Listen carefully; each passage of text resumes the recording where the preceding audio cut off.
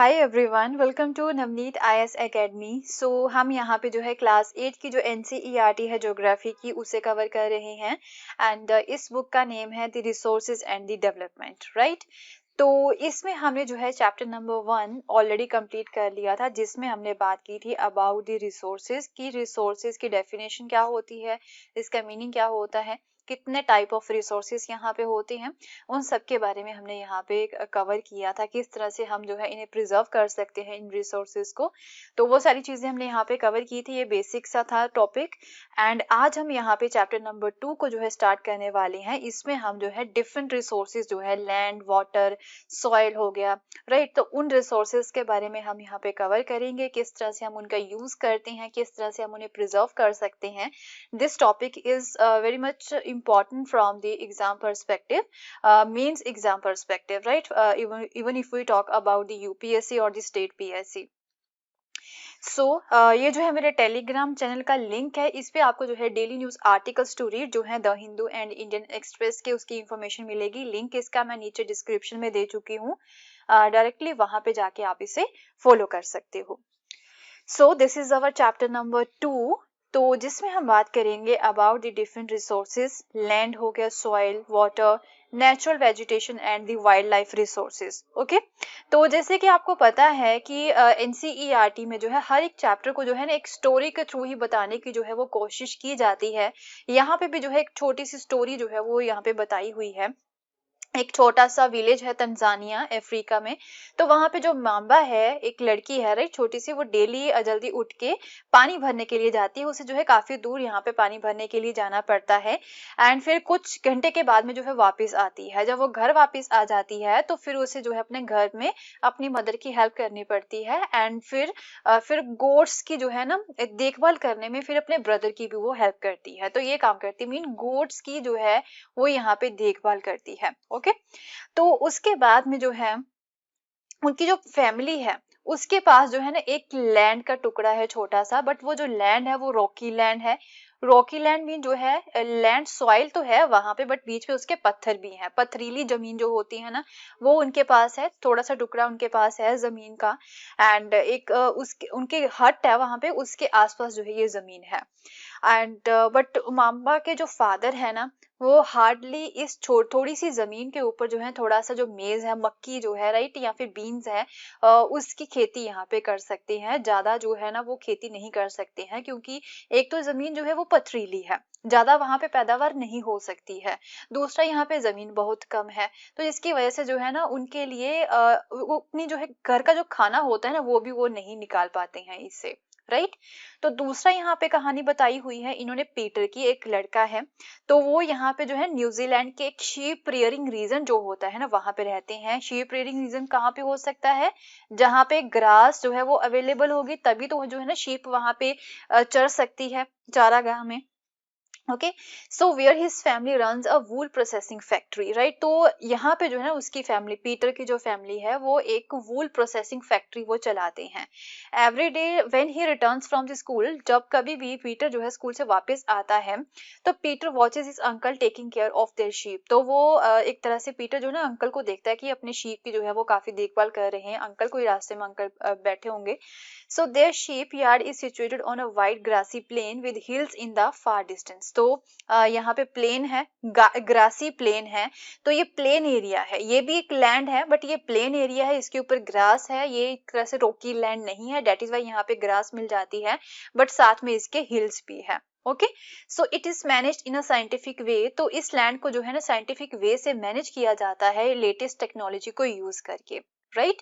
तो Peter family also grows vegetable through organic farming. तो Peter की फैमिली जो है ना वो ऑर्गेनिक फार्मिंग के थ्रू जो है वेजिटेबल्स भी ग्रो करती है।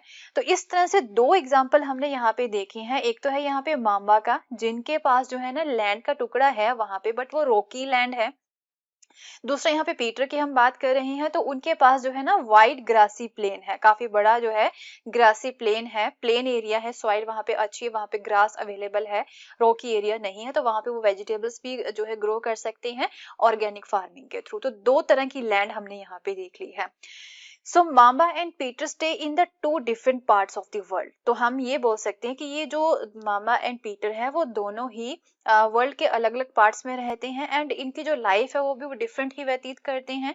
So this difference is because of the difference in the quality of the land. तो इनका जो अलग अलग एरियाज में ये रह रहे हैं एंड इनकी जो लाइफ की क्वालिटी है वो भी डिफरेंट है। तो ये किस चीज के ऊपर बेस करता है कि जो है इनकी लैंड की जो क्वालिटी है ना वो यहाँ पे डिफरेंट है। ऑल्दो लैंड दोनों के पास अवेलेबल है बट उसकी जो क्वालिटी है ना वो डिफरेंट है एंड उसी क्वालिटी के ऊपर ही जो है ना यहाँ पे ये डिपेंड होता है कि वहां पे पैदावार किस तरह की होगी या नहीं होगी या फिर किस तरह का उस पर्सन का यहाँ पे जीवन होगा। ओके, तो लैंड की क्वालिटी के ऊपर यहाँ पे ये बहुत चीजें डिपेंड करती हैं, राइट।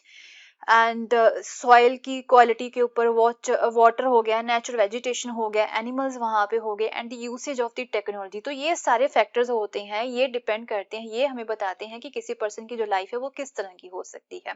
हो सकता है किसी जगह पे यहाँ पे जो है लैंड अवेलेबल है बट वहां पे वाटर अवेलेबल ना हो। ओके, तो यहाँ पे किसी पर्सन के पास वाटर अवेलेबल है तो उन दो पर्सन की जो लाइफ है ना वो बहुत ज्यादा डिफरेंट होगी। ओके, तो किसी पर्सन की जो लाइफ है ना वो इन फैक्टर्स के ऊपर डिपेंड करती है। उसके आसपास जो लैंड की क्वालिटी किस तरह की है, सॉइल की क्वालिटी किस तरह की है।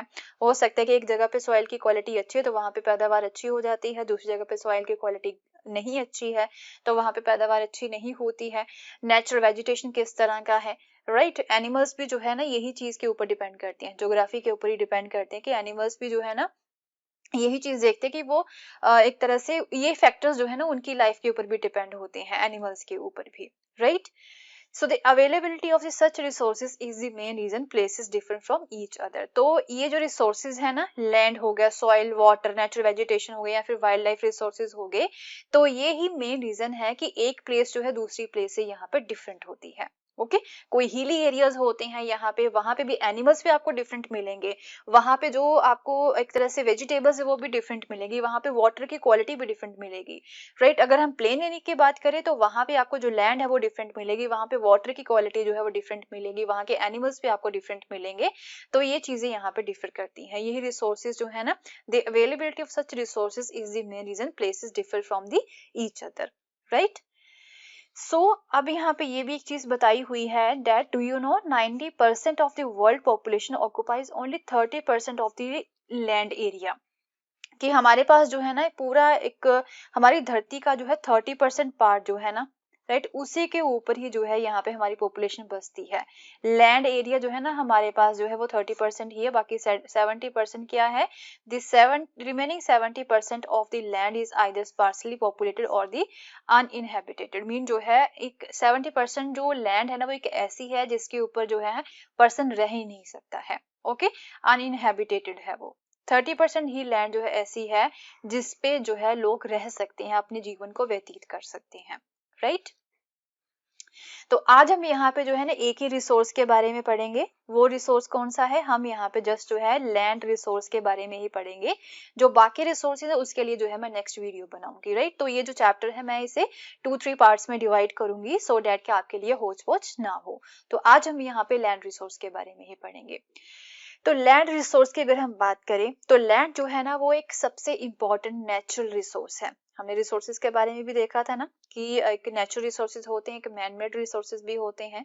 तो वो नेचुरल रिसोर्स में जो है लैंड रिसोर्स आता है and it covers only about 30% of the total area of the earth surface. तो लैंड एरिया जो है ना पूरे अर्थ सरफेस जो है ना उसका 30% जस्ट एरिया जो है ना उसके ऊपर ही यहाँ पे लैंड है। Okay, and all part of this small percentage are not habitable. And even ये जो 30% लैंड है ना हमारे पास अवेलेबल, ऐसा नहीं है कि पूरी की पूरी 30% लैंड को हम यूज कर सकते हैं, इसका भी कुछ ही परसेंट जो है ना उसे हम यूज कर सकते हैं, बाकी जो है ना वो या तो डेंसली पॉपुलेटेड है या फिर जो है वहां पे एक तरह से कंडीशंस ही हार्श हैं कि जिसकी वजह से जो लोग हैं वो वहां पे रह ही नहीं सकते हैं। Okay, so the uneven distribution of the population in the different parts of the world is mainly due to varied characteristics of the land and climate। तो हमने यहाँ पे देखा है कि पूरे वर्ल्ड में जो पॉपुलेशन की डिस्ट्रीब्यूशन है ना वो अनइवन है। अनइवन किस तरह से है, किसी जगह पे जो पॉपुलेशन है वो बहुत ज्यादा है, किसी जगह पे पॉपुलेशन बहुत कम है, किसी जगह पे जो है ना पॉपुलेशन है ही नहीं है। तो ये किस चीज की वजह से है, मेन दो फैक्टर्स होते हैं। Right. Uneven distribution of population के भी दो फैक्टर्स होते हैं, वो यही है कि वहाँ के जो लैंड एंड क्लाइमेट के करेक्टरिस्टिक्स किस तरह के हैं, इसके ऊपर बेस होता है। अगर किसी जगह पे जो लैंड है वो बहुत अच्छी है, राइट, एंड प्लेन है एरिया, वहाँ पे क्लाइमेट भी हार्श नहीं है ज़्यादा, तो वहाँ पे पॉपुलेशन ऑब्वियसली ज़्यादा ही होगी। बट अगर किसी जगह पे जो लैंड है वो अच्छी नहीं है, रोकी लैंड है, राइट, या फिर जो क्लाइमेट बहुत हार्श है, वहाँ पे पॉपुलेशन बहुत कम होगी, राइट। जैसे कि रग टोपोग्राफी होगी, जो हिली एरियाज होते हैं, वहाँ पे जो टोपोग्राफी है ना वो एक तरह से ऊबड़ खाबड़ वाली होती है, प्लेन एरिया नहीं होता है। माउंटेन्स की जो स्लोप्स होती है वो काफी स्टीप होती हैं। एंड लो लाइंग एरियाज जो होते हैं, कई बार बहुत नीचे वाले एरियाज होते हैं जिसमें ये खतरा होता है कि पानी वहां पे इकट्ठा हो जाएगा, पानी नहीं निकल सकता है उन एरिया से। या फिर जो डेजर्ट एरियाज हो गए, यहाँ पे हम बोल सकते ग्रास ही अवेलेबल नहीं है, उनके खेती नहीं हो सकती है। या फिर थिक फॉरेस्टेड एरियाज हो गए, मीन जहाँ पे बहुत ज्यादा घने जंगल हो गए, okay, are normally sparsely populated और दी अनइनहेबिटेड। तो ये कुछ एरियाज होते हैं कि जो कि स्पार्सली पॉपुलेटेड होते हैं, मीन बहुत ही कम जो है यहाँ पे पॉपुलेशन होती है, या तो फिर लोग बिल्कुल भी वहां पे नहीं रहते हैं, right. On the other hand जो प्लेन्स एंड रिवर वैलीज होती है ना, प्लेन एरियाज हो गए, तो वहां पे तो लोग बहुत ज्यादा होते हैं, वहां पे इजीली वो रह सकते हैं। तो रिवर वैलीज के आसपास भी जो एरियाज होते हैं वहां पे तो पानी ही अवेलेबल होता है, जहाँ पे पानी अवेलेबल है वहां पे तो हर एक चीज अवेलेबल होगी। तो valleys offer suitable land for the agriculture. तो plain area and river valleys जो होती है ना, ये एग्रीकल्चर के लिए एक सूटेबल लैंड जो है वो प्रोवाइड करवाती है। तो वहां पे पॉपुलेशन जो होती है ना वो ज्यादा होती है। Hence, these are the densely populated areas of the world, plains and river valleys में। तो लैंड का यूज किस तरह से किया जाता है, हम उसे किस तरह से यूज करते हैं वो देखेंगे। सो लैंड जो है वो ऑब्वियसली हम अपने डिफरेंट पर्पसेस के लिए यूज करते हैं, एग्रीकल्चर के लिए, फॉरेस्ट्री के लिए, माइनिंग के लिए भी करते हैं, घर भी बनाते हैं, रोड्स भी बनाते हैं लैंड के ऊपर, या फिर इंडस्ट्रीज को भी सेटअप करते हैं, okay. So this is commonly termed as land use. तो जब ये सारी चीजें हम यहाँ पे करते हैं, डिफरेंट पर्पसेस के लैंड को यूज करते हैं, तो इसे लैंड यूज ही बोला जाता है, राइट। सो एक तरह से जो लैंड का यूज है ना वो किस चीज के ऊपर डिपेंड होता है कि हम उस लैंड को किस चीज के लिए यूज करेंगे। तो उस लैंड के जो फिजिकल फैक्टर्स होते हैं ना, यहाँ जैसे कि टोपोग्राफी होगी, किस तरह की ज्योग्राफी है किसी पर्टिकुलर लैंड की, सॉइल किस तरह की है, क्लाइमेट किस तरह का है, मिनरल्स वहां पे किस तरह के हैं, एंड वाटर कितना अवेलेबल है, ये कुछ फिजिकल फैक्टर्स हैं, राइट। ये यहाँ पे जो है ना देखे जाते हैं पहले लैंड को यूज करने से पहले, okay. So human factors such as the population and technology are also important determinants of the land use pattern। तो human factors जो होते हैं जैसे कि population वहाँ पे कितनी है and technology जो है वहाँ पे कितनी available है, तो ये भी कुछ factors होते हैं, ये भी important determinants होते हैं land use pattern के, कि ये भी चीजें सामने रखी जाती देखी जाती हैं जब हमें किसी चीज के लिए land को use करना होता है तो, right। So land can also be classified on the basis of the ownership। अब हम जो है लैंड को क्लासीफाई भी कर सकते हैं दो पार्ट में। पहली तो होती है प्राइवेट लैंड, दूसरी होती है कम्युनिटी लैंड। प्राइवेट जो लैंड होती है ना वो किसी सिंगल पर्सन के द्वारा ओन की जाती है, किसी इंडिविजुअल के द्वारा ओन की जाती है। तो कम्युनिटी लैंड जो होती है वो पूरी कम्युनिटी के द्वारा ही जो है एक तरह से ओन की जाती है।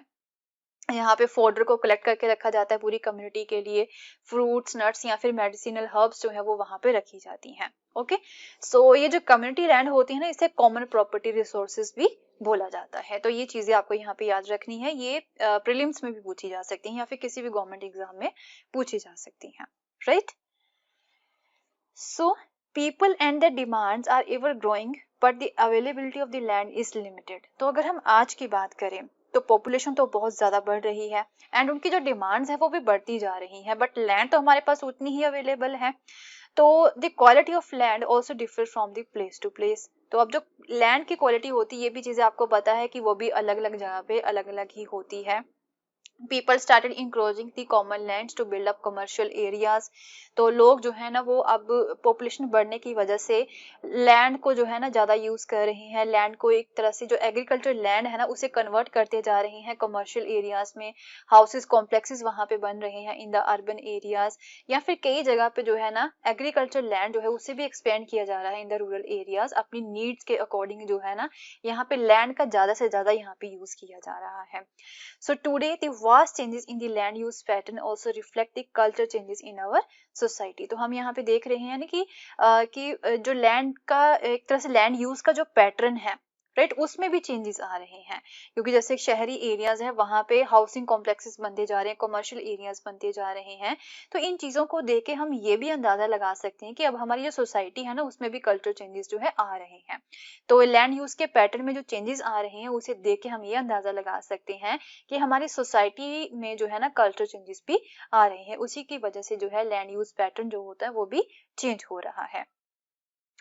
सो हमारी जो लैंड है उसे खतरे भी बहुत ज्यादा है, लैंड डिग्रेडेशन यहाँ पे हो रही है, लैंडस्लाइड्स हो रही हैं, सोइल इरोजन हो रहा है, यहाँ पे डेजर्टिफिकेशन हो रही है, पेड़ काटे जा रहे हैं, जब पेड़ काटेंगे तो सोइल इरोजन भी होगा, लैंडस्लाइड्स भी यहाँ पे होती है, लैंड डिग्रेडेशन जैसे कि लैंड को जो कि एग्रीकल्चर लैंड थी एक समय में उसके जगह पे यहाँ पे हाउसिंग कॉम्प्लेक्सेस बना लिए गए हैं। तो ये मेजर थ्रेट्स हैं to the environment also, right, ये हमारे इन्वायरमेंट के लिए भी बड़े खतरे हैं because of the expansion of the agriculture and the construction activities, right. तो यहाँ पे जो है ना एग्रीकल्चर का एक्सपेंशन भी किया जा रहा है, या फिर पेड़ काटे जा रहे हैं, या फिर कंस्ट्रक्शन एक्टिविटीज जो है वो यहाँ पे की जा रही हैं। तो उसकी वजह से जो है ना यहाँ पे लैंडस्लाइड होती है, लैंड डिग्रेडेशन होता है, सॉइल इरोजन होता है, डेजर्टिफिकेशन हो रहा है। तो ये जो है ना मेजर थ्रेट्स है हमारे इन्वायरमेंट के लिए। ओके, तो अब हम जो है ना अपने लैंड रिसोर्स को कंजर्व किस तरह से कर सकते हैं, ये क्वेश्चन अराइज हो रहा है। सो द ग्रोइंग पॉपुलेशन, आपको पता है कि पॉपुलेशन ग्रो होती जा रही है एंड उनकी जो डिमांड्स है वो भी बढ़ती जा रही हैं, जिसकी वजह से जो फॉरेस्ट कवर है ना उसका लार्ज स्केल पे हम डिस्ट्रक्शन कर रहे हैं and the arable land has created a fear of losing this natural resource. तो इतना ज्यादा हम जो है ना इसका ओवर यूज कर रहे हैं जिसकी वजह से इस नेचुरल रिसोर्स को हम यहाँ पे लूज भी कर सकते हैं। सो इसके लिए हमें क्या करना चाहिए कि जो प्रेजेंट रेट है ना डिग्रेडेशन का, कि हम जो है लैंड को किस तरह से यूज कर रहे हैं उसे हमें जो है चेक करना होगा, उसके ऊपर जो है नजर रखनी होगी कि हम जो है गलत यूज ना करें लैंड का, ओवर जो है एक तरह से फॉरेस्ट कवर को जो है ना ज्यादा डिस्ट्रक्शन ना करें उसकी। Afforestation, land reclamation, regulated use of the chemical pesticide, जो फॉरेस्टेशन यहाँ पे हम ना होने दे ज्यादा से ज्यादा, मीन जो है पेड़ ना काटने दें, एंड जो केमिकल पेस्टिसाइड यहाँ पे जो यूज होते हैं ना एक तरह से इरिगेशन में उसका रेगुलेटेड यूज हो, एंड फर्टिलाइजर जो यहाँ पे यूज होते हैं उसका भी रेगुलेटेड यूज होना चाहिए, एंड जो ओवर ग्रेजिंग होती है ना चारागाह होती है उसकी भी ओवर ग्रेजिंग ना हो एक ही जगह पे। तो ये कुछ मेथड्स हैं जिसके थ्रू हम अपने जो है लैंड रिसोर्सेज को कंजर्व कर सकते हैं। ओके, तो ये चीजें आप अपने मेंस में यहाँ पे मेंस आंसर राइटिंग में जो है यूज कर सकते हो इन टॉपिक्स को, राइट। सो ये जो है ना यहाँ पे एनसीईआरटी में इस फिगर के थ्रू जो है यहाँ पे बताने की कोशिश की गई है, 4 पिक्चर्स यहाँ पे दे रखी हैं कि over the time land use में जो है किस तरह से चेंजेस आए हैं। तो ये फर्स्ट वाली पिक्चर है, इसमें आप यहाँ पे देख पा रहे हो कि इधर यहाँ पे खेत है, यहाँ पे हट्स बने हुए हैं जो कि गांव में होते हैं, एंड ये पर्सन जो है ना यहाँ पे एक तरह से जो अपने भेड़ बकरियों को चरा रहा है, एंड ये पर्सन हल लेके जा रहा है इरिगेशन में। फिर थोड़ा सा टाइम चेंज होता है, आप जो है यहाँ पे ट्रैक्टर आ गए हैं। ओके, एंड जो यहाँ पे हट्स हुआ करते थे उसकी जगह पे अब जो है डबल स्टोरी बिल्डिंग्स बननी स्टार्ट हो गई हैं, हट्स की जगह पे अब ये तरह से पक्के घर बनने स्टार्ट हो गए हैं। फिर अगर नीचे थर्ड वाली पिक्चर में हम देख सकते हैं कि अर्बनाइजेशन होना यहाँ पे स्टार्ट हो चुका है, स्ट्रीट लाइट्स यहाँ पे लग चुकी हैं, स्ट्रीट्स बन चुकी हैं, एंड ये यहाँ पे जो खेत हुआ करते थे उसकी जगह पे जस्ट पार्क्स जो है वो बन गई हैं, बसेस यहाँ पे आ गई हैं, डबल स्टोरी बिल्डिंग्स जो थी वो ट्रिपल स्टोरी बिल्डिंग्स यहाँ पे बनती जा रही हैं, राइट। एंड फोर्थ वाली में तो हम यही देख सकते हैं कि किस तरह से अर्बनाइजेशन यहाँ पे हो चुका है, बड़ी बड़ी बिल्डिंग्स यहाँ पे बन चुकी हैं, हाउसेस कॉम्प्लेक्स किस तरह से बन चुके हैं, एंड कार्स वगैरह जो है कितना ज्यादा यहाँ पे बढ़ चुकी हैं, जिसकी वजह से जो पोल्यूशन है वो भी यहाँ पे बढ़ता जा रहा है, एंड जो लैंड है ना वो यहाँ पे हमारी खत्म होती जा रही है।